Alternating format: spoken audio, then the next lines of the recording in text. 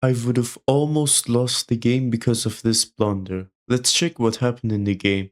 So as for our opening, we have a simple Sicilian, knight to f3, knight to c6, very common. And we have bishop b5, so a Rossolimo Sicilian it is, putting pressure on top of my knight, trying to take it and double up my pawn structure over here. So I just proceeded with my normal setup g6, putting the bishop on this nice diagonal.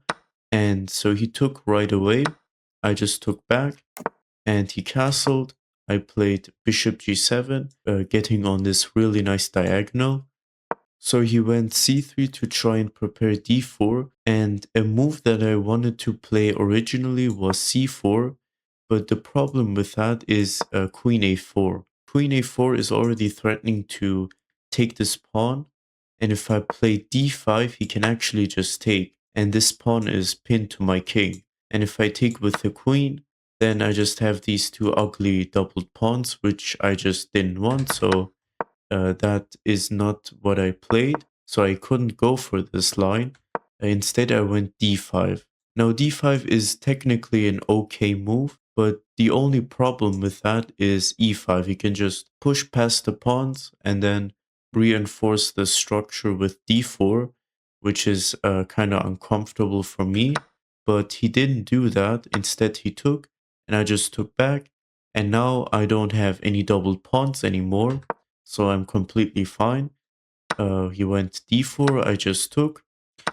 I had to take here because if I just play knight to f6, he's going to take on c5, and it's actually unclear how to win back this pawn. So if I go something like queen c7, he just has b4, and since he's castled already, it's just very difficult to get my pawn back. So instead I took and played knight to f6, completely fine, castles, get my king out the center, and now bishop g5. On bishop g5, I thought about h6, but then he's just going to go back to h4, and then I don't know if I want to play g5 and open my king up a little bit. So instead I went knight e4, very good move, putting pressure on top of this bishop, putting pressure on the knight, and if he takes, which is what happened in the game, I just take back with my pawn. Now the knight is under attack, the knight has to move. If it just moves back here, then that loses a pawn.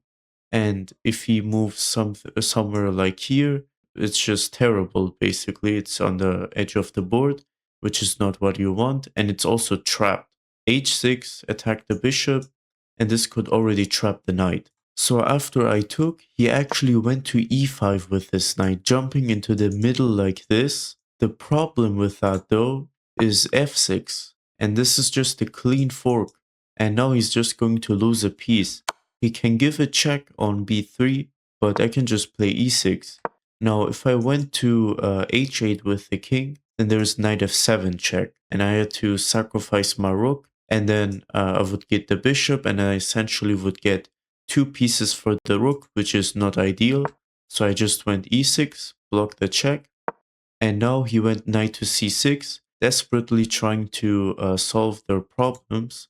But here I can just move my queen, and now I'm attacking the knight, and he still has these two hanging pieces. So he didn't solve his problems essentially, he just delayed it for one more move. And he went d5 here. So d5's an interesting move here, or an interesting try, I should say. So if I take my bishop, he's going to put his rook on d1. And then this rook is going to become very problematic for me. Let's just say I take the bishop, he goes here, and if I take this pawn, the rook is just going to take. And not only will the rook take, there is also a discovery over here. So that actually looks quite scary. So instead, I just took on d5. It's a free pawn. His knight and bishop are still hanging. And so he went bishop f4, completely fine move. He has to give up a piece eventually. So I just took my free piece, and he attacked my queen.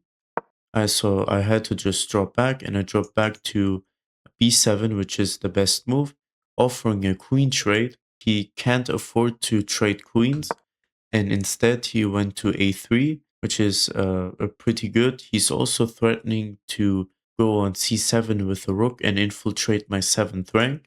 Rook f7 would have been the move to stop the rook from infiltrating into my position, but instead I just developed the bishop, and then after rook c7 I just had to move my queen, and he reinforced his rook. And now, even though I'm down a piece, he actually has some really nice piece activity to make up for that. So I went rook a to c8, just quickly trying to trade off his active pieces. And so he went rook c6, attacking my queen. So I had to do something about my queen, but the problem is also that my bishop is under attack. So this kind of acts like a fork, if you will. And the only two moves that work here are queen d4, threatening to back rank checkmate, and then dealing with this. And the other move is to take on c6 and trade your queen for two rooks. And after that, the queen will take on a7. So takes, he will take my queen, I take here, and then he takes on a7. And the problem with that is that he's going to have these two passed pawns, and they're just going to roll down the board, and it's very difficult to stop, by the way. This bishop is covering the b8 square, so I can't even put my rook in front of these pawns, and it's just very difficult to defend. But for now, I chose the first option, which is to trade my queen for two rooks. And so he took on a7. I went rook c8, threatening checkmate. So he went here, and now f5. Opening my bishop, just reinforcing my structure over here.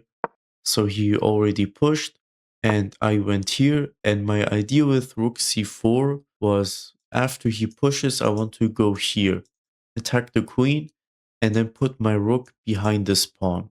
So that's exactly what happened. I went bishop d4, and he pushed his pawn, which is not the best move, since I can just play rook b4 and then attack the pawn. He had to do something about that. He went queen e7, which looks like a fork, hitting my bishop and my rook. I can get away with that very nicely with giving a check and then moving my bishop. And so he pushed his pawn, but I can just go rook e8, attack the queen, and after the queen moves, I had two moves here that I was considering. So my intuition was telling me to just take this free pawn on f2. After he promotes, I just take, bishop takes, and I take back. And this is actually the correct way to play. I should have trusted my intuition, but I just didn't want this pawn to be promoted, and I didn't want him to get any counterplay. So I went bishop a7, covering the promotion square, which is a fine move right now. But my idea with this was to go bishop b8 and trade the dark squared bishops off the board. If it wasn't for queen c8, he's going to take first, I take back, and then there's queen c8 check. And that just loses me the game, basically, since I have to give up my rook, and then he gets another queen, and it's much harder to play from this position. I'm actually just straight up losing. So let's just say he plays a4, I go bishop b8, he takes, I go here, queen c8 check, I take, and then we have this position. And he has this passed pawn on top of that too, as well as having the queen for the rook and a bishop. So this would have essentially lost me the game. But after bishop b8, my opponent misclicked, and we have bishop c7 instead. I'm actually very happy that the chess gods gave me a pass on this one. If you watched my previous videos, you would know that I had a game where I had three brilliant moves, and I misclicked and then lost the game because of that. And now my opponent misclicked, so it essentially just balances itself out. And after that, I just took on b7. Now there's this pin going on. He can't even take my bishop. And that just simply drops a piece after the queen moves.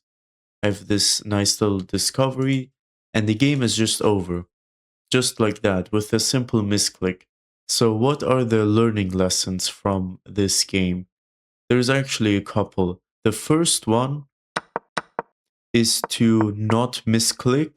That's the first one. Um, the second one is right around here. Technically, the engine might say it's the best move to trade your queen for the two rooks, but practically speaking, having the queen is much easier to play than with two rooks. Because with the rooks, if they don't defend each other, they might get forked, and you also have these two pieces, which just increases the likelihood for me to be forked. Now, for titled players and grandmasters, this is not an issue, but for someone that is under 2000, this is actually very important. So I should have looked into Queen d4. I didn't see it in this game, but I should have probably thought for a longer time. And then it's just so much easier to play. Having the queen is so much better than the two rooks, in my opinion.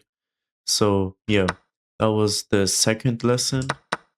And after that, we have this blunder here. So bishop b8 is unfortunately a calculation mistake, and the way I could have prevented it is to play the moves out and then see if there's any like major moves like sacrifices or checks or captures that just win them the game on the spot. And I have to say this one's not easy to prevent because I was trying my best already to calculate as accurately as possible, but unfortunately, after takes and takes, I just didn't see Queen C8 check. And instead, I should have just trusted my intuition and took the pawn on F2. Not only that, but I also get this passed pawn, and it's only 3 squares away from promoting. And him promoting and then me having to give up the rook for a bishop and 2 pawns is actually amazing, because now I have way less problems. I should have just trusted my intuition. If you managed to learn something from this video or you enjoyed my commentary, please consider subscribing. Otherwise, that's it.